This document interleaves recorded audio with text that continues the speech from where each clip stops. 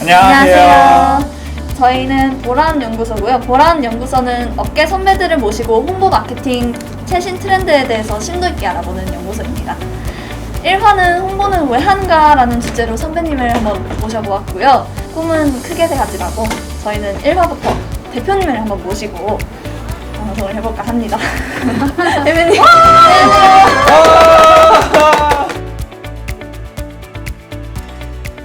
한번 질문을 드려볼까 싶은데요. 홍보 마케팅사는 주로 어떤 일을 하고 세상에 홍보는 왜 필요한지에 대해서 굉장히 거룩한 질문이네. 네. PR 마케팅 회사니까 여러분 이제 우리 소속돼서 일을 하고 있잖아요. 그러면 우리가 어떤 일을 하는지를 아는 건 굉장히 중요한 것 같아요. 이제 그게 바로 이제 홍보란 무엇인가 하고 연결되는 것 같은데 지구를 누가 지배하죠 지금? 인간. 그렇죠. 네. 인간이 지배하죠. 그러면 사람이 물건을 만들고 사람이 서비스를 만들고 또 그걸 활용하는 사람 것도 결국 사람 인간이죠. 근데 그 둘을 어떻게 연결해야 될까? 연결하지 않으면 사실 서로가 알 수가 없죠. 네. 그 연결하는 일을 하는 것 같아요. 큰 그림에서는. 굉장히 방대한 얘기죠.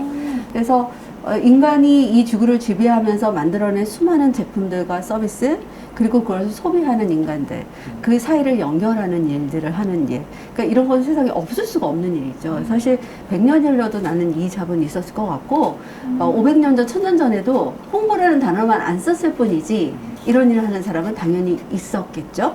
네. 있었겠죠. 그래서 우리는 사람과 사람을 연결하는 일, 어떻게 보면 브랜드와 사람을 연결한다고 얘기를 하는데 저는 어찌 보면 궁극적으로는 사람과 사람을 연결하는 일인 것 같아요. 저는 홍보를 해야겠다 해서 시작한 게 아니에요. 하다 보니까 하게 됐는데 마트를 가더라도 그냥 물건을 집지 않아요. 집으면서 내가 왜 이걸 그냥 왜 집지? 이 마트의 진열대의 차이인가? 아니면 내가 프라이스를 보고 사나? 아니면 컬러의 영향을 받고 내가 사나? 나의 행동 하나하나를 다 관찰을 하거든요. 근데 그게 결국 마케팅이고 홍보잖아.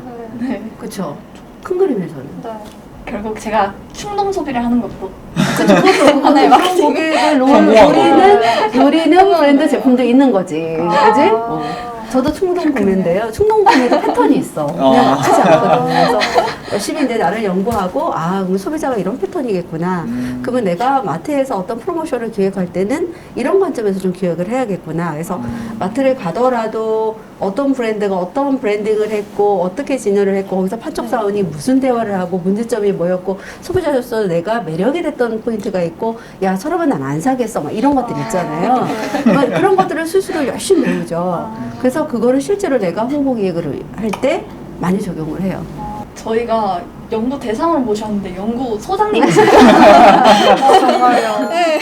궁금한 게 있는데 그러면 소비를 많이 해본 사람이 브랜딩도 더 잘할 수 있다고 생각하시나요? 그럴 수도 있지만 우리는 안 사는 사람을 공략해야 되잖아. 안 사는 사람이 사게 하는 것도 굉장히 중요하기 때문에 소비하지 않는 사람이 도대체 왜 안 사는지, 왜 소비하지 않는지를 연구하는 것도 되게 중요한 것 같아요.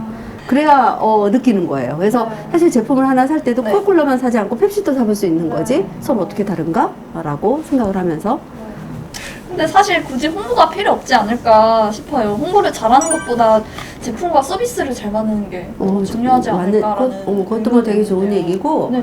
사실 좋은 제품과 좋은 서비스는 이제 기본인 것 같아요. 안 좋은 제품을 홍보로 판다? 저는 그거는 사실 성공률이 낮다고 생각하고 좋은 제품과 좋은 서비스를 제공하려고 하는 노력은 너무 당연한 것 같고요. 요즘 같은 경쟁 시대에 설사 이제 그렇지 않더라도 아무리 좋은 제품이라도 지금 우리나라 국민이 몇만 명이죠? 그 수많은 사람들한테 내가 그냥 가만히 좋은 제품 알려주면 그냥 알고 있나? 아니죠. 알 수가 없죠. 브랜드가 몇 개인 줄 아세요, 우리나라에? 아주 정확한 자료를 못 찾았지만 대략 보니까 5만 개가 넘더라고요. 아마도 미니멈일 것 같아요. 계속 브랜드 밖에서 나오니까 사실 정말 10만 개가 넘을 수도 있는 건데 이 수많은 것들 중에서 고객이 어떻게 선택을 해? 제품 좋은 거를 알려면 10만 개를 다 써봐야 알아요. 맞습니다. 그쵸? 그리고 누가 써봤어야 나한테 알려주는 건데 그럴 가능성이 별로 없지. 특히 요즘은 유튜브가 발달하면서 되게 본인 자기 자체를 브랜딩 해가지고 브랜드로 이렇게 알리는 그런 것도 많은 것 같아요. 그래가지고 더 홍보라는 개념이 확장이 된 것 같고 그럴수록 더 경쟁도 많이 심화되고 그런 면도 맞아요. 그냥 우리가 현 시점이 가장 심화됐다라고 얘기를 하는 거지만 항상 모든 시대에는 경쟁이 없던 시대는 없었을 거고 모든 경쟁이 심화됐을 것 같긴 한데 사실 이제 미디어의 수가 늘어난 거죠. 1인 미디어까지 가세를 했으니 그러니까 알릴 수 있는 수단은 더 많아진 건 되게 좋은데 문제는 또 뭐냐? 정보가 너무 많아. 정보가 너무 많다 보니 그 정보 속에서 내가 알리는 정보가 고객들한테 픽업될 가능성은 더더욱이 더 낮아지기 때문에 이게 꼭 많은 정보 채널이 있으니 홍보가 더 쉽고 많은 사람들한테 알릴 수 있는 거 아니야 라고 생각하지만 또 그렇진 않다. 오히려 수많은 정보 속에서 또 나의 정보가 알려지는 것이 더 힘들어지는 시대가 되지 않았을까라는 생각이 들어요. 그 다음 질문인데요. 홍보, 마케팅, 광고의 차이점은 무엇이라고 생각하시나요? 사실 이게 업계에서 다 말하는 게 조금씩은 달라요. 다른데 마케팅이라는 거는 애초부터 제품을 기획하고 생산하고 유통하고 고객한테 전달하는 이 모든 과정을 마케팅이라고 얘기를 한다고 저는 생각을 하고요. 기획하는 단계부터 홍보가 같이 연결될 수도 있겠지만 알리는 마지막 단계 잘 만들었어. 이제 알려야지 어떻게 하니? 알리는 단계에서 이제 홍보가 들어가고 광고가 들어가는 건데 쉽게 얘기하면 광고는 페이드 미디어.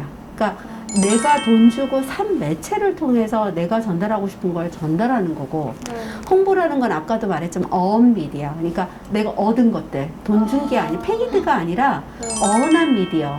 를 활용해서 내가 내 메시지를 노출하고 브랜드를 알리는 역할을 하는 걸로 크게 이제 구분이 되니까 미디어에 어떤 접점을 갖고 있느냐의 차이일 것 같아요. 이제 내가 페이드한 미디어의 이제 장점은 내가 메시지 컨트롤 할 수 있다라는 거. 내가 콘텐츠 컨트롤 할 수 있다는 장점이 있는 거고 단점은 모든 사람들이 이건 페이드 된 걸 알아. 그러니까 어떻게 했어요? 신뢰에 대해서 조금 낮아지겠죠. 다 이제 언미디어는 누군가 만들어 놓은 걸 내가 스스로 원한 거거든. 그러다 보니 내가 100% 뭔가 통제할 수 있는 영역이 아니죠. 그러다 보면 내가 생각했던 대로 100% 핏하게 나오지 않아요. 나는 A라고 전달하고 싶은데 저쪽에서는 A 다시로 전달을 해요. 내가 하고 싶은 얘기는 이거 아니었는데 하지만 어떡해. 내가 갖고 있는 미디어가 아니니 내가 페이한 미디어가 아니니 한계가 있겠죠. 그래서 그런 단점은 있지만 좋은 것들은 반대로 광고의 반대로 사람들이 그래서 누군가가 가운데 이 브랜드가 얘기하는 게 아니라 누군가가 중간에서 객관적으로 얘기해 주는구나 라고 생각을 하기 때문에 신뢰성 어떤 이런 것들을 좀 갖게 되는 게 장점이 있는 것 같아요. 내가 원한 미디어나 내가 페이한 미디어나 두 개의 미디어를 통해서 내가 두 가지를 다 할 수 있는 능력이 있는 게 가장 필요한 것 같아요. 예. 이제 디지털 시대가 도래했는데요. 여기서는 이제 모든 게 투명하다 보니까 결과보다는 이제 과정을 더 중시하는 경향이 생겨났는데요. 이제는 장기간의 진정성이 중요한데 홍보가 앞으로 나아갈 방향은 어떻게 돼야 하는지 대표님의 생각이 궁금합니다. 네. 일단 홍보라는 단어가 도대체 어디까지 얘기하는 거야부터 규정을 하면 보통 우리가 그냥 일상 얘기하는 업계에서 홍보는 언론 홍보죠. 디지털 홍보. 그러니까 언미디어라고, 언드미디어라고 해서 우리가 언할 수 있는 미디어를 통해서 소통하는 것들을 만들어내는 것들을 이제 홍보라고 보통 지칭을 하거든요. 그런 관점에서 보면 사실 고객들이 이제는 과정을 본다라고 하는데 사실 예전엔 또 그러지 않았냐라고 하면 굳이 마케팅하는 사람이 그렇게 규정을 해서 그렇지 난 예전부터 그랬던 것 같아요. 이게 뭐 엄청난 새로운 트렌드는 아닌 것 같아요. 그래서 사실 홍보라는 거는 제가 20년 전에 했을 때도 굉장히 장기적인 관점에서 했어요. 일회성으로 한 경우가 거의 없었던 것 같아요. 근데 오히려 요즘 들어서 일회성 홍보가 더 생겼죠. 원래 홍보는 사람과 사람과의 대화잖아요. 대화가 한 번에 끝나서 한 번에 결론을 내리기가 쉽지 않아요. 그렇죠? 계속 서로 설득하고 의견이 안 맞을 때 커뮤니케이션하고 얘기도 듣고 막 이러는 과정이 필요한 거죠. 결혼도 한 번 딱 만나고 결혼할 확률이 몇 프로나 돼? 그러니까 안 되잖아. 적어도 몇 번은 만나잖아. 똑같은 거지. 그래서 실제로 홍보라는 건 정말 장기적인 플랜 하에서 할 수 있을 때 의미가 있는 거지 단기적으로 내가 하나 치고 빠질래라고 하면 사실 효과가 별로 없다라고 보시면 돼요. 홍보에 진정한 효과는 없다라고 보시는 게 맞고 우리 클라이언트 모두 다 장기적으로 고려하고 이제 홍보를 하고 있죠. 사실상은. 네, 근데 이제 1인 미디어가 나오기 시작하면서 단발성으로 하고 끝나고 치고 빠지곤 하는데 그런 경우에는 그 브랜드의 성장에 그다지 도움이 되지는 않을 것 같아요. 네. 아쉬움이 크실 것 같으세요? 어떤 거? 단기적인 건 저희가 거의 안 하죠. 우리 회사는 안 하죠. 네. 그게 여러 가지 이유예요. 그러니까 단기적으로 우리도 사람을 투여해서 그 브랜드를 이해하고 일을 해야 되는데 그런 내부적인 효율성이 안 맞는 것도 있고 또 하나는 사실 단기적으로 하는 브랜드를 우리가 성공시키기가 쉽지 않아요. 근데 우리가 맡은 브랜드를 성공시키는 게 우리 목표거든요. 그래서 거의 저희는 장기적으로 커뮤니케이션을 클라이언트만 하고 있죠. 브랜드의 본질을 이제 정말 저희가 체감을 하고 이제 그걸 느껴야 그거를 이제 전달을 할 수 있게. 맞아요. 이제 끝으로 홍보가 없다면 음. 세상은 어떻게 될까요, 대표님? 없을 수가 없지. 나는 없을 수 없다. 그러니까 조선시대에도 있었을 거고 고려시대에도 있을 거라고 그랬잖아. 그러니까 홍보라는 단어를 안 썼을 뿐이지. 사람이 가서 알렸던 뭔가에 알리는 방식이 있었으니까 아는 거잖아요. 그거를 지금은 현대화된 세계에 좀 더 체계적이고 그걸 알릴 수 있는 다양한 툴이 발전했을 뿐이지 네. 홍보라고 우리가 생각하는 알리는 활동은 아주 오랜 고대시대부터 이미 있었다라는 거죠. 인류가 탄생하기 시작하면서 없었으면 불가능해. 불가능해. 단 이게 얼마나 직업적으로 체계화돼 있냐 안 됐냐의 문제인 것 같아요. 저는 연결 예를 들면 결국 사람과 사람 사이에서 빼놓을 수 없는 게 홍보라는 거. 그럼요. 연결해주는 일이 나는 이제 홍보라고 생각을 하고 연결하는 것들은 아주 인류가 태어났을 때 시점부터 있었을 것이다. 당연히 있고 앞으로도 없어질 수 있는 잡이 아니다. 이거는. 제가 얼마 전에 우리 직원들한테 그 얘기를 했어요. 우리는 정말 너무 탁월한 직업을 선택했다. 감사해야 하자. 내가 이 일을 할 수 있다라는 거, 그 내가 이 일을 좋아서 할 수 있다라는 거를 우리는 앞으로 절대 없어질 수 없는 잡을 하고 있는 거다. 사실 이제 계속 잡이 없어지는 것들이 있잖아요. 맞아요. 응. 미래감은 없어지고. 점점 없어져요. 네네. 물론 홍보도 이제 뭔가 AI가 일부 대체를 할 거고 하겠지만 사실 이게 홍보가 다 크리에이티브 영역이거든. 사실 상상력만큼 인간이 자유롭게 잘할 수 있는 건 없는 것 같아요. 그죠?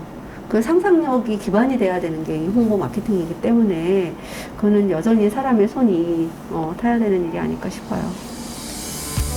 이제 연구소는 저희가 이제 연구를 하는 게 아니라 이제 연구소장님이 한번 모셔보는 컨텐츠였다는 걸로 네. 이렇게 해서 한번 맞춰보도록 하겠습니다. 여러분들 고생 감사합니다. 많으셨어요. 고맙습니다. 네.